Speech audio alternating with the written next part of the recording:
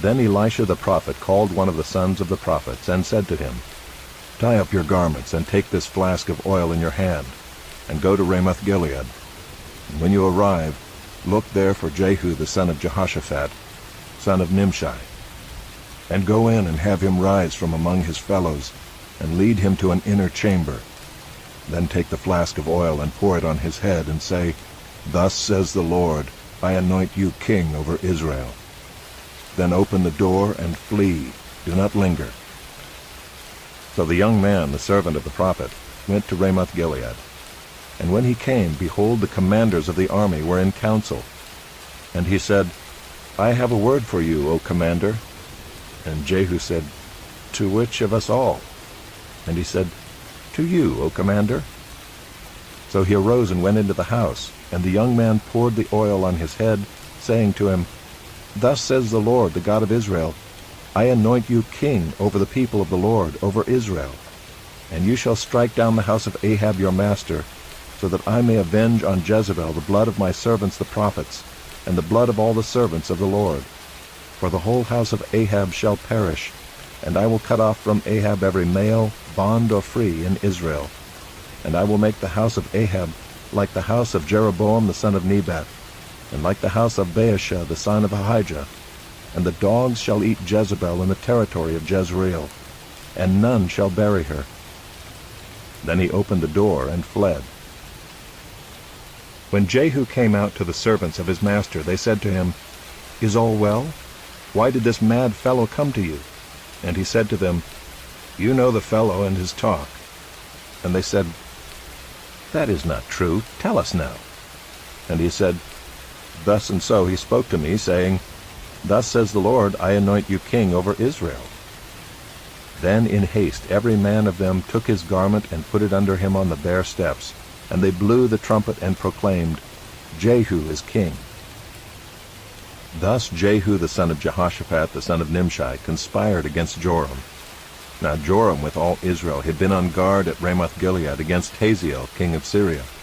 But King Joram had returned to be healed in Jezreel of the wounds that the Syrians had given him, when he fought with Hazael king of Syria. So Jehu said, "If this is your decision, then let no one slip out of the city to go and tell the news in Jezreel." Then Jehu mounted his chariot and went to Jezreel, for Joram lay there. And Ahaziah king of Judah had come down to visit Joram. Now the watchman was standing on the tower in Jezreel, and he saw the company of Jehu as he came, and said, "I see a company." And Joram said, "Take a horseman and send to meet them, and let him say, 'Is it peace?'"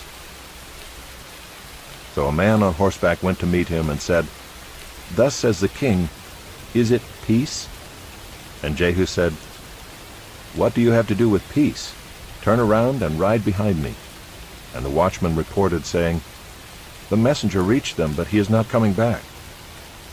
Then he sent out a second horseman, who came to them and said, "Thus the king has said, 'Is it peace?'" And Jehu answered, "What do you have to do with peace? Turn around and ride behind me." Again the watchman reported, "He reached them, but he is not coming back. And the driving is like the driving of Jehu the son of Nimshi, for he drives furiously." Joram said, "Make ready." And they made ready his chariot. Then Joram king of Israel and Ahaziah king of Judah set out, each in his chariot, and went to meet Jehu, and met him at the property of Naboth the Jezreelite. And when Joram saw Jehu, he said, "Is it peace, Jehu?" He answered, "What peace can there be, so long as the whorings and the sorceries of your mother Jezebel are so many?" Then Joram reined about and fled, saying to Ahaziah, "Treachery, O Ahaziah!" And Jehu drew his bow with his full strength, and shot Joram between the shoulders, so that the arrow pierced his heart, and he sank in his chariot. Jehu said to Bidkar his aide, "Take him up and throw him on the plot of ground belonging to Naboth the Jezreelite.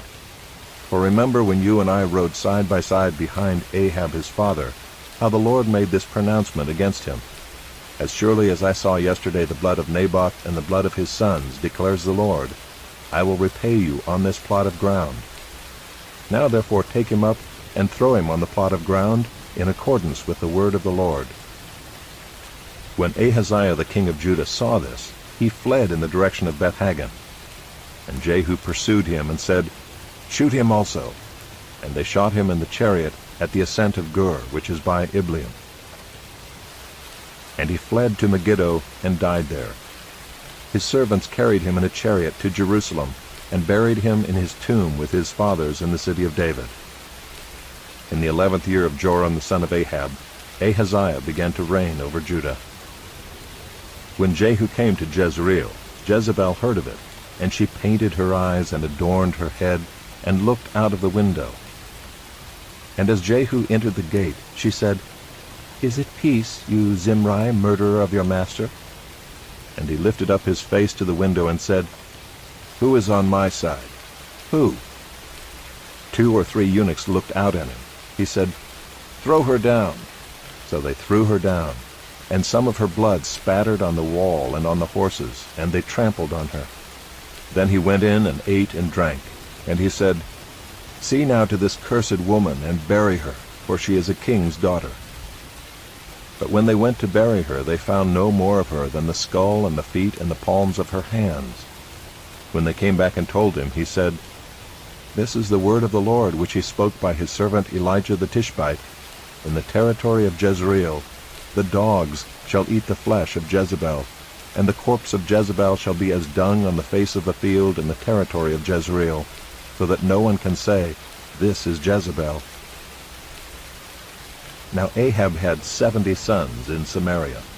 So Jehu wrote letters and sent them to Samaria, to the rulers of the city, to the elders, and to the guardians of the sons of Ahab, saying, "Now then, as soon as this letter comes to you, seeing your master's sons are with you, and there are with you chariots and horses, fortified cities also, and weapons, select the best and fittest of your master's sons, and set him on his father's throne, and fight for your master's house."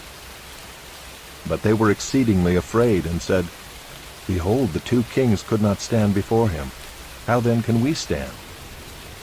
So he who was over the palace, and he who was over the city, together with the elders and the guardians, sent to Jehu, saying, "We are your servants, and we will do all that you tell us. We will not make anyone king. Do whatever is good in your eyes." Then he wrote to them a second letter, saying, "If you are on my side, and if you are ready to obey me, take the heads of your master's sons, and come to me at Jezreel tomorrow at this time." Now the king's sons, 70 persons, were with the great men of the city, who were bringing them up. And as soon as the letter came to them, they took the king's sons and slaughtered them, 70 persons, and put their heads in baskets, and sent them to him at Jezreel. When the messenger came and told him, "They have brought the heads of the king's sons," he said, "Lay them in 2 heaps at the entrance of the gate until the morning."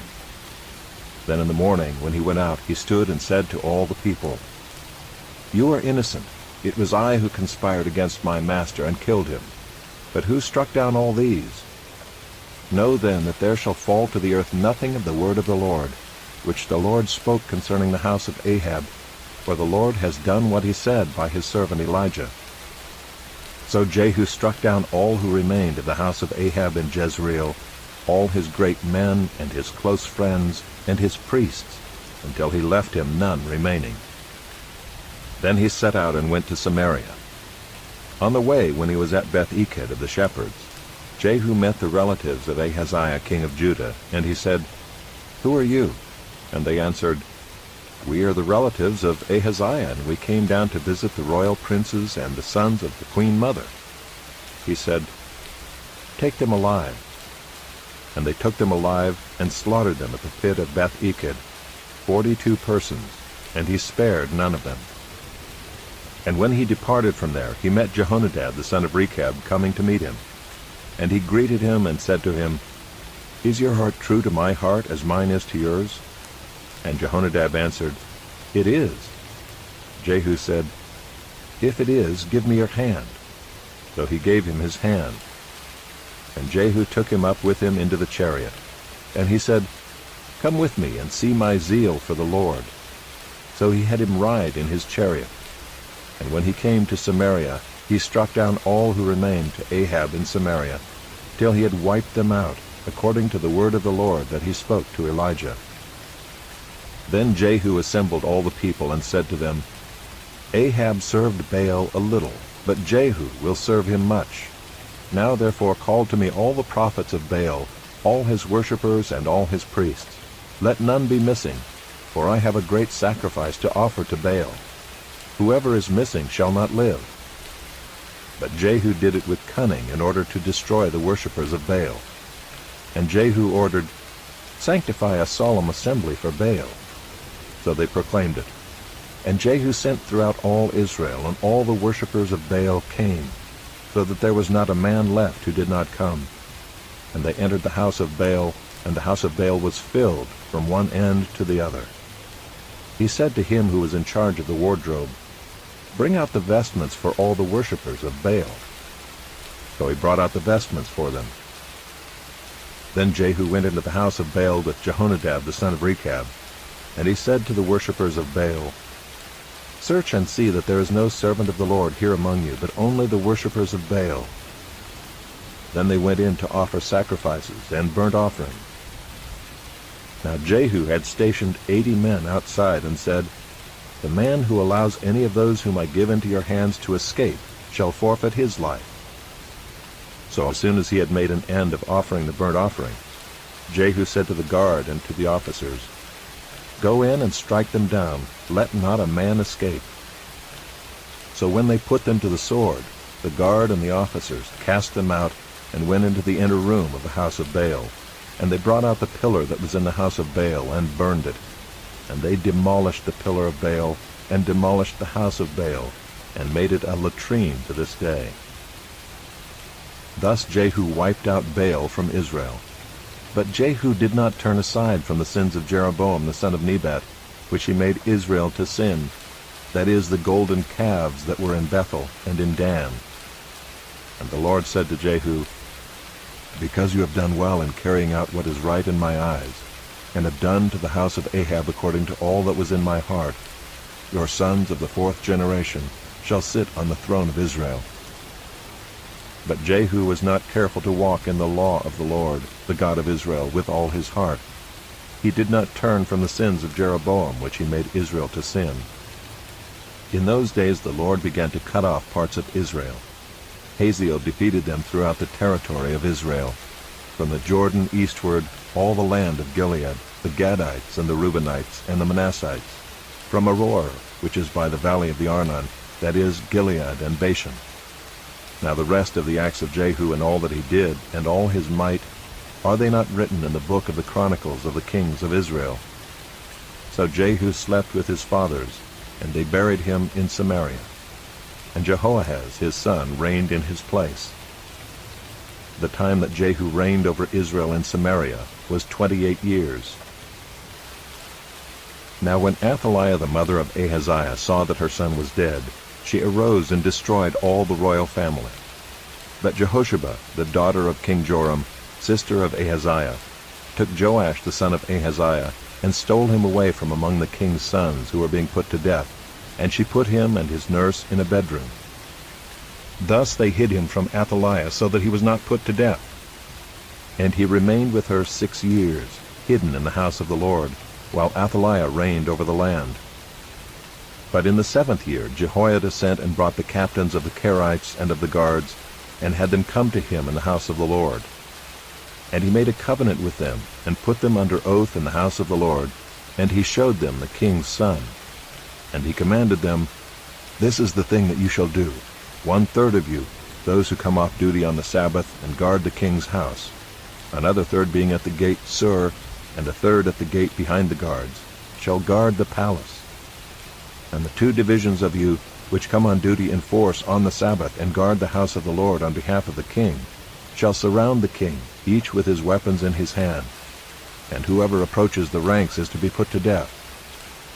Be with the king when he goes out and when he comes in. The captains did according to all that Jehoiada the priest commanded, and they each brought his men who were to go off duty on the Sabbath, with those who were to come on duty on the Sabbath, and they came to Jehoiada the priest. And the priest gave to the captains the spears and shields that had been King David's, which were in the house of the Lord. And the guards stood, every man with his weapons in his hand, from the south side of the house to the north side of the house, around the altar and the house on behalf of the king. Then he brought out the king's son, and put the crown on him, and gave him the testimony. And they proclaimed him king, and anointed him, and they clapped their hands, and said, "Long live the king!" When Athaliah heard the noise of the guard and of the people, she went into the house of the Lord to the people. And when she looked, there was the king standing by the pillar, according to the custom, and the captains and the trumpeters beside the king, and all the people of the land rejoicing and blowing trumpets. And Athaliah tore her clothes and cried, "Treason! Treason!" Then Jehoiada the priest commanded the captains who were set over the army, "Bring her out between the ranks, and put to death with the sword anyone who follows her." For the priest said, "Let her not be put to death in the house of the Lord." So they laid hands on her, and she went through the horses' entrance to the king's house, and there she was put to death. And Jehoiada made a covenant between the Lord and the king and people, that they should be the Lord's people, and also between the king and the people. Then all the people of the land went to the house of Baal, and tore it down. His altars and his images they broke in pieces, and they killed Mattan the priest of Baal before the altars. And the priest posted watchmen over the house of the Lord. And he took the captains, the Kerites, the guards, and all the people of the land, and they brought the king down from the house of the Lord, marching through the gate of the guards to the king's house. And he took his seat on the throne of the kings. So all the people of the land rejoiced, and the city was quiet after Athaliah had been put to death with the sword at the king's house. Jehoash was 7 years old when he began to reign.